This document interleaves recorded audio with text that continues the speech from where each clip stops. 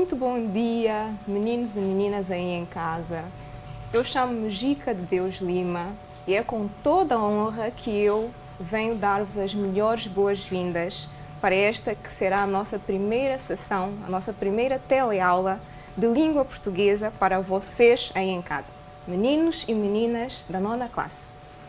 Nona classe, não se esqueçam, é uma classe normalmente assinalada como bicho de 7 cabeças, por causa do exame, isso e aquilo. Portanto, vocês têm razões de sobra para estarem deste lado conosco e bastante atentos àquilo que será o desenrolar desta aula. Conforme vocês têm aí na tela, esta nossa primeira aula, ela, portanto, enquadra-se no âmbito da unidade de ensino-aprendizagem do texto dramático, do modo dramático, portanto, precisamente de acordo com aquilo que vocês vêm acompanhando no âmbito do segundo período, não é?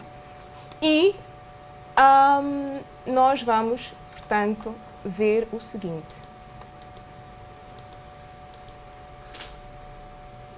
Vamos começar por recapitular, então, o conceito do texto dramático, o que é que significa o texto dramático, as suas categorias ou os elementos do modo dramático, as características típicas do teatro vicentino, ou seja, do teatro de Gil Vicente, que é o que nós, o eleito no âmbito do modo dramático, e o enredo do Alto da Barca do Inferno, ou seja, a história, aquilo que se passa, em síntese, portanto, o resumo do que é a essência do Alto da Barca do Inferno.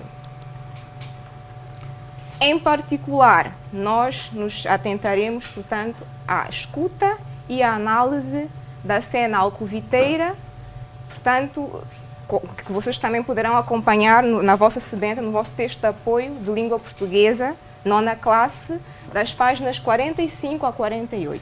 E eu bem espero que vocês tenham a sebenta aí em casa para poderem acompanhar.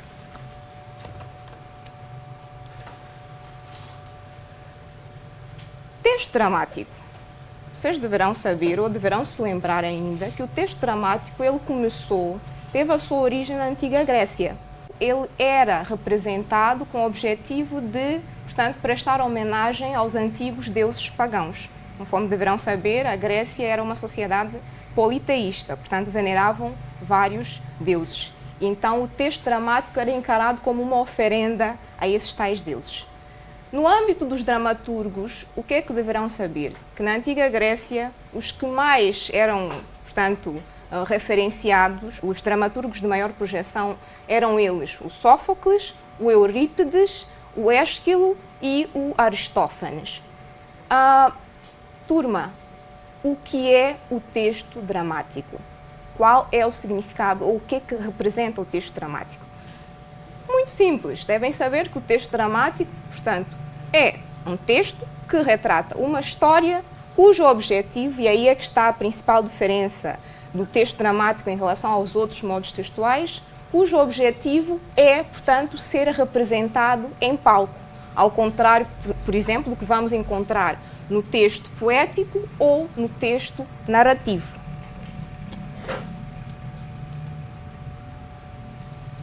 Ainda no âmbito da recapitulação, uma vez que são conceitos com os quais vocês já contactaram nas vossas aulas, é também muito importante que compreendamos a estrutura ou a constituição deste modo textual, o dramático. Porquê? Porque ele vai apresentar uma realização no papel diferente daquela que nós encontramos noutras tipologias ou noutros géneros textuais. Respectivamente o quê? Devem fixar que o texto dramático ele é constituído por dois tipos de texto, essencialmente. O primeiro, e o mais importante por ser o maioritário, seria o texto principal, constituído por quê? Pelo diálogo, pelo monólogo ou pelo aparte. Portanto, são termos que vocês já conhecem, com os quais já estão familiarizados. O texto principal, portanto, seria, reparem na terminologia, é o texto principal, ou seja, é o mais importante. E, por outro lado, o texto dramático é também constituído pelo texto secundário, que também é designado de didascálias. Esta palavra que acaba por ser o calcanhar daqueles de muitos alunos. Didascálias. Ou também, por opção, indicações cênicas. O que é que são as indicações cênicas? As indicações cênicas, portanto, acabam por funcionar como um texto auxiliar, complementar ao texto principal, que tem por objetivo ou por função passar-vos ou passar-nos estas informações aqui. Respectivamente, o nome das personagens, a sua movimentação, deslocação no palco, em cena, o seu tom de voz, o vestuário, os adereços, ou seja, todo o conjunto de elementos necessários para caracterizarmos, portanto, uma determinada personagem. Seria importante também vocês saberem que as didascálias elas podem ser classificadas como encaixadas ou centrais e laterais ou paralelas. No entanto, para o caso do texto O Alto da Barca do Inferno, que é o convocado para esta teleaula, interessa-nos, portanto, as didascálias encaixadas ou as centrais. Em termos de aspecto de realização no papel, o texto didascálico, ele geralmente é marcado em itálico e ou entre parênteses, portanto, para ser diferenciado do texto principal. Quais são as categorias do modo dramático? Turma, lembram-se? O texto dramático, à semelhança do texto narrativo e mesmo texto poético, ele apresenta um conjunto de elementos fundamentais sem os quais ele não pode existir. Quais é que são? Portanto, temos a ação, temos as personagens, temos o espaço e temos o tempo. E então vocês estarão a pensar lá em casa, olha, são muito semelhantes aos elementos do texto narrativo, não é? Sim, mas com algumas particularidades, ou seja, com alguns aspectos muito específicos do texto dramático. Por exemplo, reparem, no âmbito da ação, ao nível do texto dramático, que estamos a ver, que estamos a estudar, ela é subdividida em dois tipos, ou seja, vamos ter uma ação na perspectiva externa, portanto, no âmbito da estrutura externa, e neste âmbito o texto dramático ele organiza-se em atos e cenas. Portanto, atos, divisões maiores, se quiserem capítulos, não é? E cenas, subdivisões encaixadas no ato, que seria, portanto, a estrutura maior. E, por outro lado, no âmbito da estrutura interna, nós vamos ter três momentos fundamentais, respectivamente a exposição, que seria o quê? Seria precisamente a situação inicial do texto dramático, o conflito, que é representado, portanto, pela evolução dos acontecimentos, que conduzem ao ponto principal, ao ponto culminante, ou se quiserem, ao clímax, e, finalmente, o desenlace, ou seja, o desfecho, não é? O final da história. Personagens. O que é que devem saber sobre as personagens? É muito importante, porque isso costuma aparecer bastante no texto, e não só porque aparece no texto, também devem saber. As personagens, elas são caracterizadas quanto a esses três aspectos fundamentais. O primeiro, o relevo. Portanto, neste ponto, vocês devem saber que as personagens podem ser principais ou protagonistas, secundárias e figurantes. Relativamente à composição, elas podem ser redondas, planas ou tipo. Personagens redondas, por que essa designação? Portanto, vemos aqui no âmbito do perfil psicológico. Portanto, se formos encontrar uma personagem que apresenta muita instabilidade relativamente ao seu perfil, ao seu estado de espírito ao longo da peça, vamos ter uma personagem redonda. Portanto, uma personagem que nos surpreenda ao longo da peça. Ao passo que as planas, elas não variam, são monótonas no que toca ao seu perfil, portanto, psicológico. E as personagens tipo, muito em breve veremos com um bocado mais de pormenor. Também é importante saberem os processos de caracterização. Não é uma matéria nova, portanto, vamos passar muito rapidamente por aí. Pois, então a caracterização, ela pode ser direta ou indireta e pode ser auto ou hetero. O que é que significam esses termos? Vocês deverão saber. A caracterização direta, ela acontece quando nós vamos diretamente ao texto e já temos aí as qualidades ou as características de uma determinada personagem. Ao contrário da caracterização indireta, ou seja, ela acontece quando nós, ou vocês, melhor, os alunos, são chamados a deduzirem as características das personagens a partir da forma como elas se comportam, portanto, das suas ações e de um conjunto de elementos que nos permitem, portanto, construir o perfil psicológico da personagem. Autocaracterização. Minha gente, palavra auto. Auto, eu própria. Portanto, ela acontece quando é o próprio personagem a se descrever, a dizer eu sou assim, eu sou alto, eu sou baixo, ou eu sou mau, sou perverso, ou eu sou muito bom. Portanto, eu própria.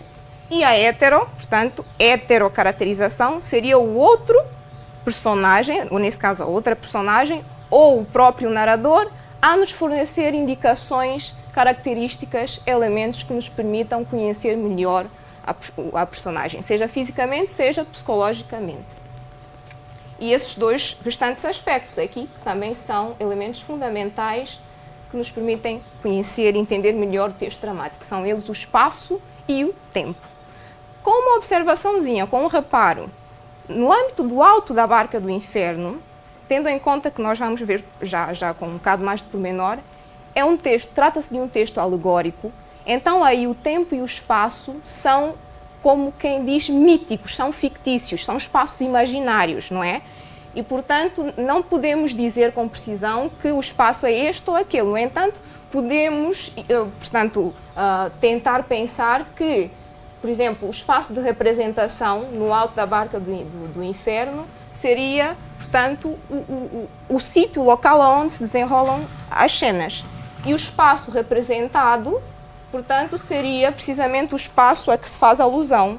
No tal rio, onde o diabo e o anjo se encontram atracados, à espera das almas, isso e aquilo. E o tempo, relativamente ao tempo, da mesma forma, ele poderá ser classificado em tempo de representação e o tempo representado. Pensemos que o tempo de representação, então, seria a duração, quanto tempo é que duraria, portanto, a peça, e o tempo representado, portanto, remonta-nos ao século XVI, ao período, portanto, que é criticado, que é alvo de denúncia por parte de Gil Vicente.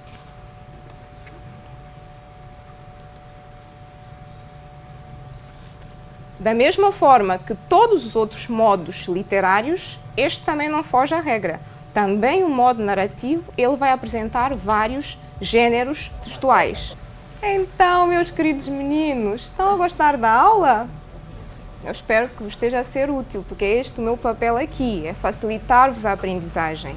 Eu não quero criar-vos mais embrulhos, mais complicações, tá bem?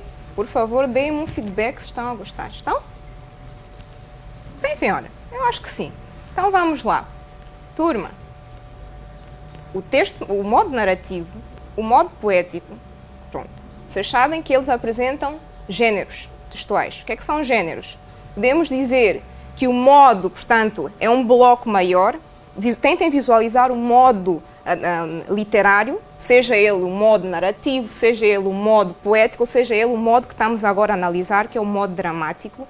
Tentem visualizá-lo como um armário ou como uma cômoda, fica melhor. E depois, dentro da cômoda, vamos ter várias gavetas encaixadas.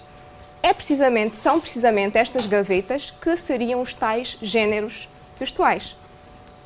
No âmbito do modo dramático, então, que géneros textuais vamos encontrar?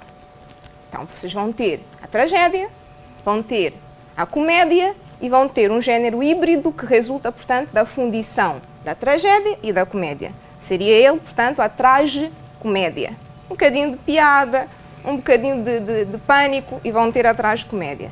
Vão ter a farsa, vão ter o drama e, o mais importante para esta aula, o alto. Turma, o que é que significa a palavra alto? Faz-nos um bocado de inspiração, não é? Portanto, alto, o que é que seria? Alto é um género do modo dramático, portanto, que significa precisamente um texto narrativo organizado num só ato. Ou seja, um texto, um género do modo dramático de curta extensão e com a particularidade, ou seja, com um aspecto bastante específico de, portanto, trabalhar sobre temáticas do riso, que promovem o humor, que fazem-nos rir. Mas atenção, que o modo dramático, neste caso em particular o alto, ele pode abordar temas ou temáticas desde as mais engraçadas às mais sérias. O texto, o auto, ele pode ter por intenção divertir a plateia, como também pode ter por intenção instruir. Percebem? Ou seja, o auto, o cerne, o teor deste género dramático é, portanto, usar o riso para corrigir, para moralizar, para instruir. Portanto, tem uma função aqui didática.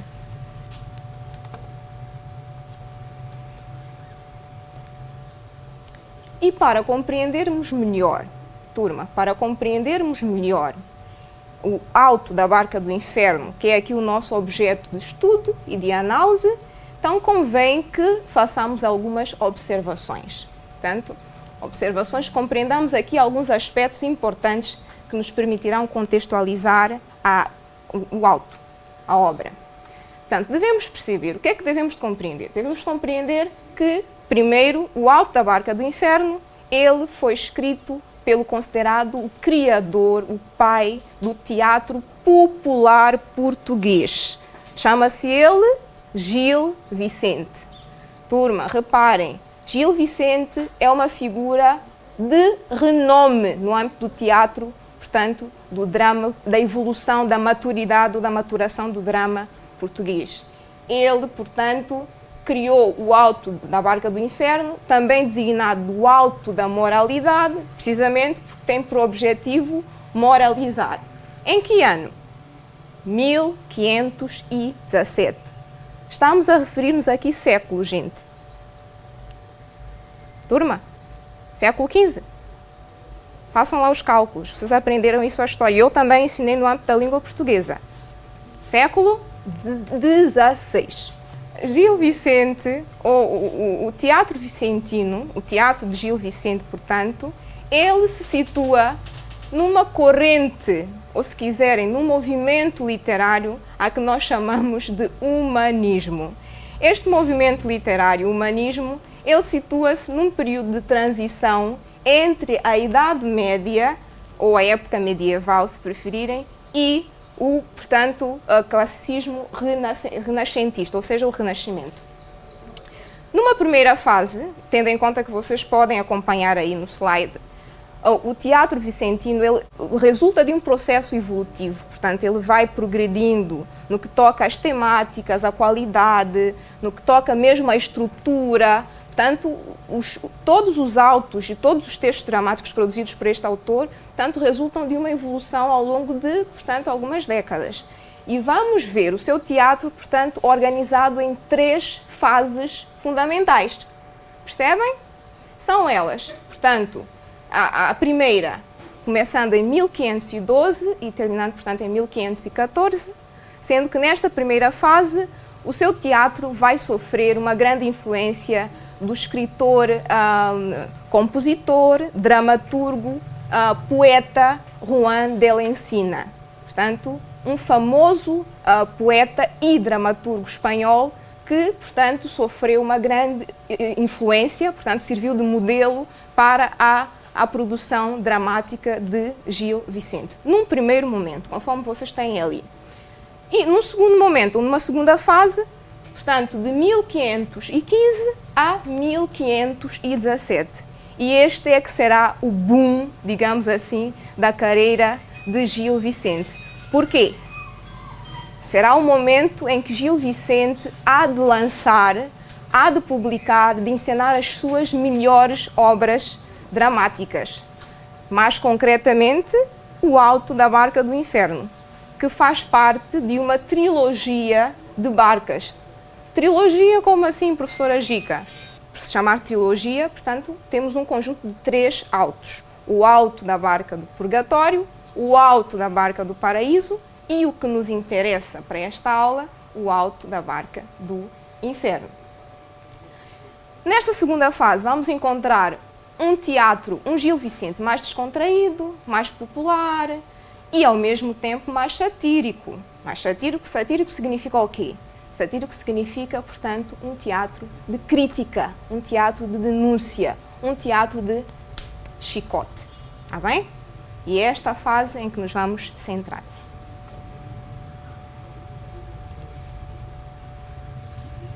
Mas ainda é importante que compreendamos alguns aspectos fundamentais para, portanto, termos uma visão mais esclarecedora do que se passa no alto da Barca do Inferno.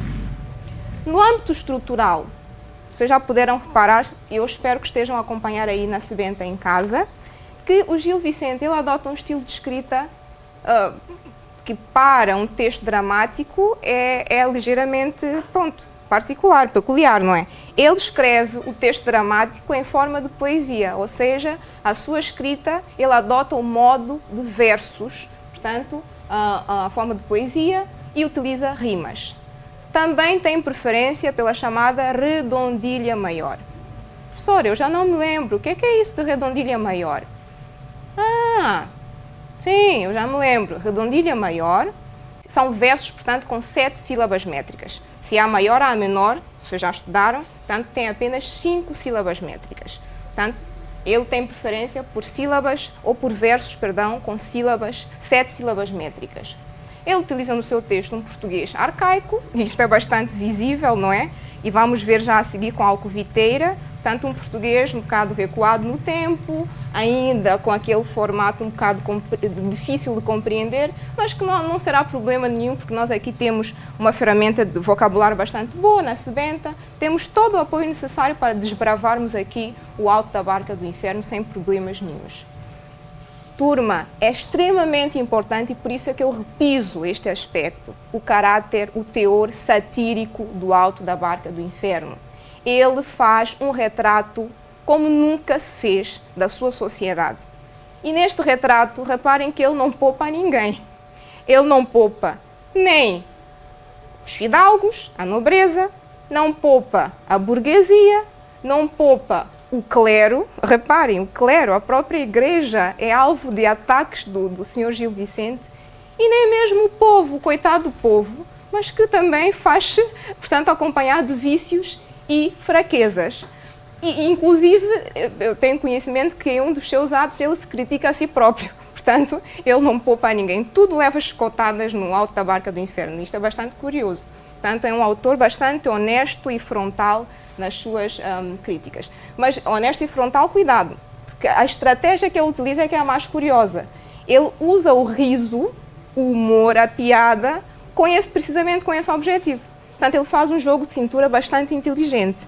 Ele não faz uma crítica tão frontal que se diga, ele recorre ao humor, portanto, ao cômico, e desde logo, vocês já deverão saber os tipos de cômico aqui aos quais se refere, ou nós nos referimos, de situação, de caráter, de linguagem, mas tudo isso está na vossa sebenta, portanto, vocês poderão ver isto com um bocado mais de pormenor na vossa sebenta.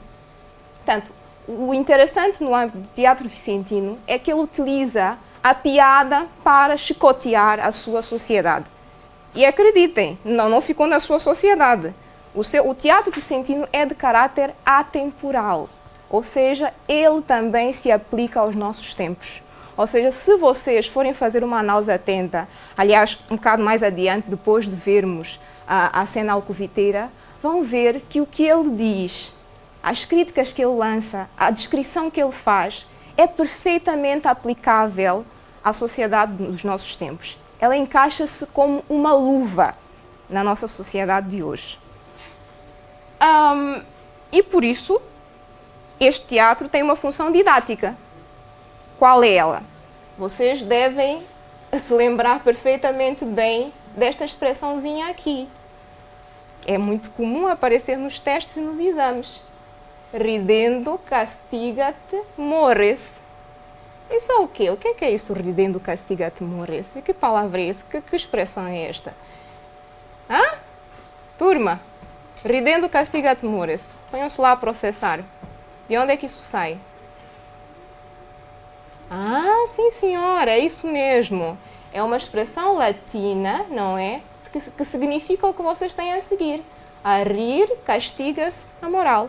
Portanto, fazendo alusão precisamente àquilo que nós já vimos, que ele utiliza o riso como ferramenta, como instrumento, portanto, de combate, de acusação e de moralidade. Ele chicoteia através do riso. Gil Vicente